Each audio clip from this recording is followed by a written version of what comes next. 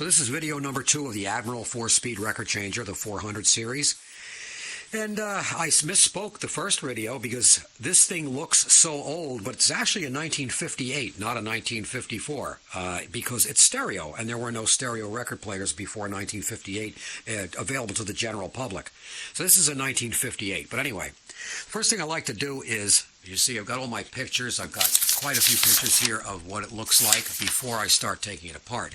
The only thing I take off of this thing before I start is I take the motor assembly out because that's so simple and it comes out of every one.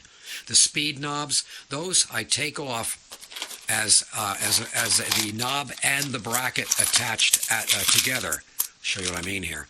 See this? I take them off like that. Don't try to pull the knob off. The knob is kind of shrunken around the bracket, and you might break the knob by trying to take it off. But one screw, and then it slides right out. You know, it fits in like that. After the screw is out, it pulls out like that. I just do that to get them out of the way. Chances are I didn't even have to do that. I'll leave this bracket here. There's no reason to take it off. That's the speed changer bracket. Anyway, what I like to do is to see what happens with these things before you take it apart. It'll help you with if you have any problems later on.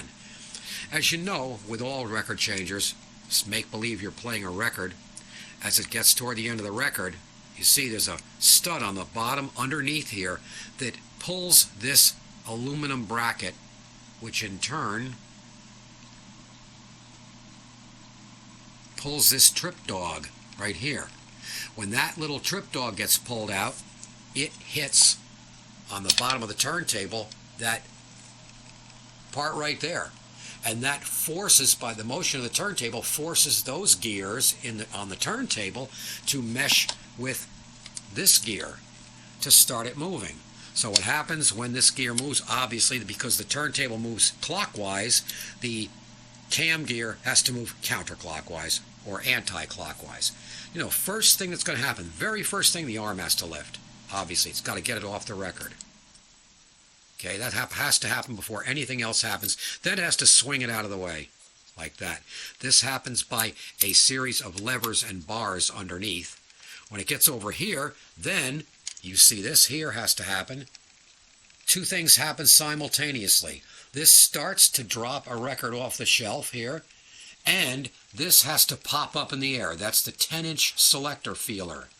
If that doesn't feel anything, the arm will go to the 7-inch record position. If it feels a record, or if there's an obstruction, it will go to the 10-inch position.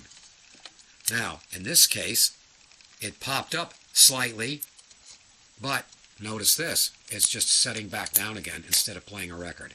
That, I don't know why it's doing that yet. That's why we have to take it apart under that area. This flag, obviously, is for the 12-inch. If a 12-inch record drops off the shelf, you hear that click, and look how slow that is. It's all gummy. So that's one of the problems. If it hits that, you hear that click. That drops out the indexing for the 12-inch position. So the arm will come over here. Where's my finger? It'll come over here for 12, here for 10, or in here for 7. So anyway, the indexing is the problem. So now we got to take this thing the rest of the way apart. Okay, this is part 2 of the Admiral record changer, so stay tuned. There will be more.